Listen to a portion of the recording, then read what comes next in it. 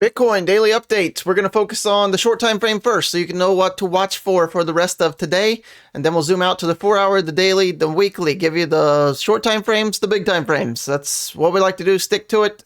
No fluff, just all data. So let's get right to it. So 1-hour chart. We've been trapped underneath this 200 EMA, right? You can see rejection back here. Rejection here, rejection here. So we're trying again. We just got rejected last hour. So we're looking to press up. However, we're at resistance. This is resistance until proven otherwise. When is otherwise? You need really two closing candles above a zone, and that's the zone, the pink line. That's the 200-hour EMA. So close two above there, and then your odds increase of higher levels. Then we want to not only do that and close, but we'd want to flip that to support. So we want to hold that.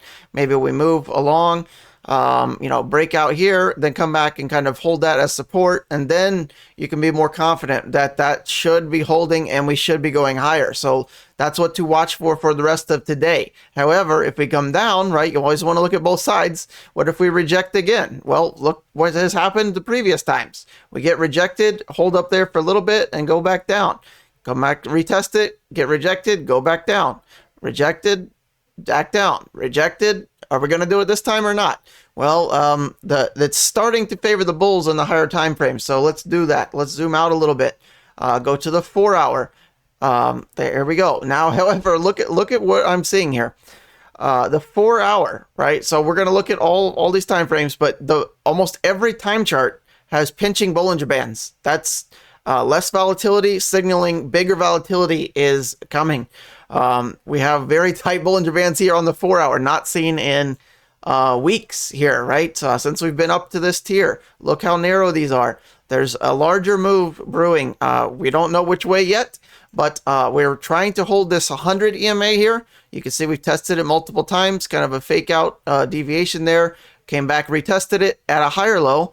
So we're seeing, we could maybe see that the heads up on the hourly chart. So watch the hourly.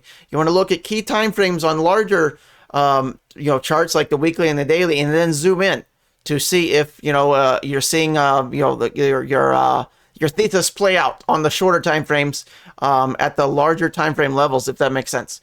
So the 4-hour chart, we're trying to close above 33.52, right? That takes out all our moving averages, right? What you'd want to see for the bulls is a move above 33.52, and then you want to see these Bollinger Bands do something like this, right? You want to see them, come up here, price action, and then the bigger move is coming, right? Because they start as soon as the mouth narrows and the mouth opens, you want to favor the odds of wherever price action is. So if this happens here, right, and your prices are still up here, right, that favors a breakout up. However, if we get rejected off that, like the 100, remember the hourly chart, right? Say we get rejected off this 200 again, and then, you zoom to the 4-hour, right? And then the prices are coming down as this mouth is opening. Guess what? Then you're looking at lower support that we've held before. If we break that 30K, right, we close below that, then that favors more downside. And then you'd want to look to bigger moving averages down there. That's likely the next level if we move down and break under 30K and close under 30K by multiple candles, 2 candles, right? Only one here, right? This is why the importance of 2 on every time frame. You look for the candle, the close, and then a confirmation. We didn't get confirmation here. We got down, deviate from that, head fake down, and move back up. So we're holding this as support. If you get 2 candles, right, that's, 4 and 4 is 8 hours. So it takes some time for all the mathematicians, right? It's going to take the rest of today to see that. At the very least, probably a couple days, right? 4-hour candles, we're already up here. And the same thing to the upside. You want multiple confirmations, not just a head fake up, right? Yeah, not just a test, right? You want multiple closes. How do we see that more easily? Well, I'm glad you asked. Put on the closing line price, right? This eliminates the noise. No highs, no lows, just closes, right? So that is the line chart. So you want to see multiple closes above key levels, right? Look, zoom back into the hourly. So we want to see that blue line, right? The price line above, for multiple time sessions above that 200 EMA, right? So that is what I would look for. Now to the daily, probably the most important chart to be watching right now. Why? Well, the most narrow the Bollinger Bands have been, I would argue, in, since early 2023, January 2023, when we got our biggest move, right? It's more narrow than here, more narrow than here, more narrow, maybe right there, February, but look back here, right? See, this is look how narrow they got to explosive move. Look how narrow they are. A big move is coming in Bitcoin. You have to give edge to the bulls, not because I say so or anybody else, based on the chart, right? This move up gave almost nothing back out of it. We've spent weeks up here.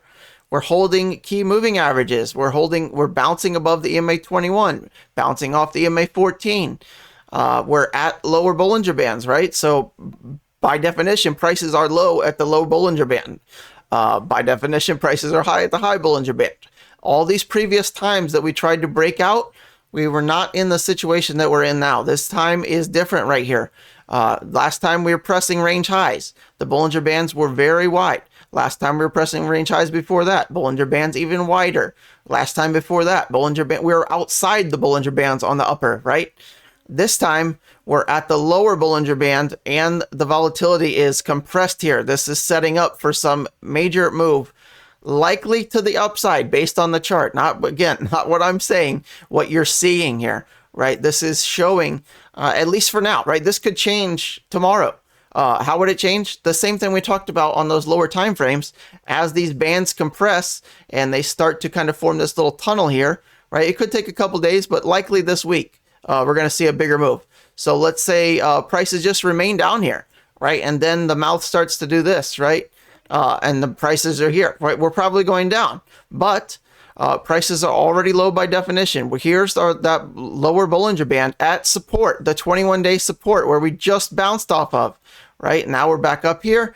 So the odds would favor, at least for now, for me, that we could be going back up. Now, if we start to see a close above these, right, say today we're closing above 30,500, realize that we haven't closed that high since in almost a week, since last July 5th here, right, this candle. So that would favor more upside, right? If we close up here, we'd want to look for, again, 2 candles. Close above, 30,400 today, close again another one tomorrow, and then I would say favoring the upside for our breakout move. Now, this move is likely going to be either red or green, and I would guess 5 to 10%. So nobody knows what's going to happen next, obviously, but these are the signs you want to be watching for. Start with this chart, then you zoom in to the 4-hour and hourly. That's why we looked at those, right? So a little bit better prepared than maybe you were at the start of this video. So 8 minutes in, let's see what we got on the weekly chart. We just had our weekly close. Any updates? Any new information there? More of an indecision candle than anything. Again, last week, less of an indecision than this way, right? A little bit more selling pressure this time. So this week we're looking at, again, additional, maybe not so indecisive, but look at how these wicks are getting less and less, right? Higher lows on the wicks. We're still pressing range highs, right? But look back here, right? This move up, indecision for 3 straight weeks. We could be doing that again, but we might only do it 2 weeks, and then maybe we get this, right? This weekly candle went up 7%. That might not seem like a big deal, but what would that take us? Just out of curiosity, if we did kind of a rhyme of this candle. So we opened down here. We'll be fair. We started down here. 7% to the upside gets us to range highs on the Bollinger Bands and over 32K. And again, fresh 2023 highs, not seen yet. So just keep that in mind. That's just a 7% move. What if one of these comes? 26%, right? Same thing, 26%, if it's just a massive move, right? That gets us to upper 30s, 37, 38, that gets us 38K, 38K with another one of these.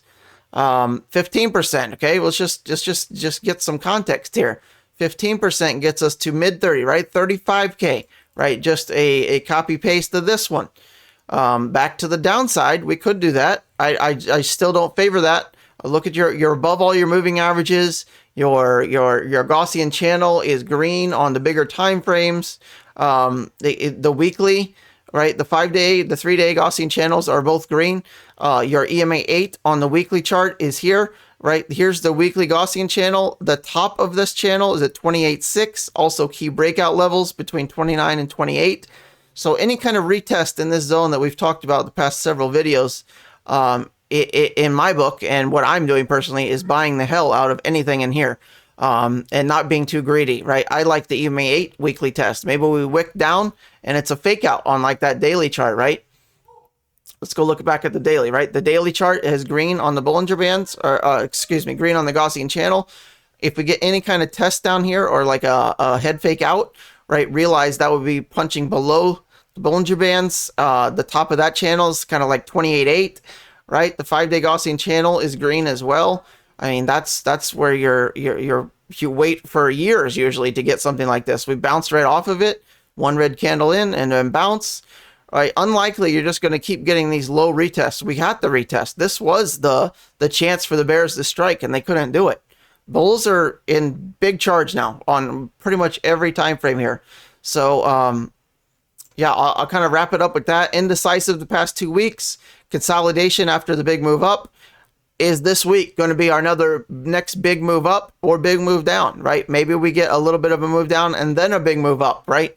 And we see this long lower tail wick, right? We could do something like this candle right here, right? Where we end up moving down, bounce off another big support, and then, you know, catapult up next week, right? Anything, but anything's possible. Don't doubt anything. Nothing is 0 or 100% in trading or crypto, certainly not Bitcoin. Anybody screaming that, you got to get away from those people, right? You always want to look at both sides of the coin. Always. Don't ever lean too bearish or too bullish. You know, look at both sides. Why not? If you're not doing that, you're doing yourself and everyone around you an injustice, right? So always want to look at the most evidence and go with that. So let's get to our quote of the day. We do daily updates, so if you're new and you're watching this far, I doubt it, but most of you watching this long are OGs, and I appreciate all of you. But daily updates for Bitcoin at least. Try to do altcoins, you know, as we see. But altcoin season's not quite here yet, so we'll get to that in just a moment as well. Quote of the day: He is happiest, be he king or peasant, who finds peace in his home. Right? Definitely agree with that. So you got to have a happy life to, you know, put out the best, right? So let's see, altcoin index, right? blockchaincenter.net. If you're new, it's free. We're still in Bitcoin season, but we're in search of a low, a high, and we're trying to hopefully do a higher low for altcoins to really blast out here. We're looking for a kind of an update above 22, and I think we'll see some altcoins start to run again. So crypto fear and greed index, we're still been hanging around these mid 50s for quite some time. You know, yesterday, last week, last month, we're still hanging up here. So we could be primed for another move even higher. Maybe we get to that upper greed levels or even extreme greed. Who knows? Car of the day. We have the Porsche America, very limited production. 1 out of 115 in the world made. These are new ones. This is the first ones back a long time ago. Back in I don't know the years. Don't quote me. It's at least 70 years ago. I think it's 70 years anniversary here. So they dedicated 100 to America and 15 to Canada, and that's it. No others. The matte white wheels. These are white, and they got a little red ring around it. Where the hell did I find this? Well, if you're a car guy, Manny Koshman, he's like a billionaire real estate guy. He buys all kinds of crazy badass cars. He just bought one of these, and he does like an in-depth drive of it and everything. So if you're into cars at all, follow him on YouTube. He's got some good videos. Cool guy. You know, not too many like car people that are billionaires that are also cool people. Usually you're only going to get maybe two of those three. So that's that. Porsche America, really cool looking car. Red seatbelts, red stitching everywhere. Super cool quality. Yeah. So I'll wrap it up there before we do anything crazy or ramble anymore. And I'll see you on the next one. Altcoin requests below. We'll try to do some. Hopefully price picks up to the upside. And then altcoins and, you know, happy Smurf time for the rest of eternity. But probably going to be a slow process the rest of this year. I think the happier of happiest times are going to start probably early next year. Side note, I'll see you on the next one.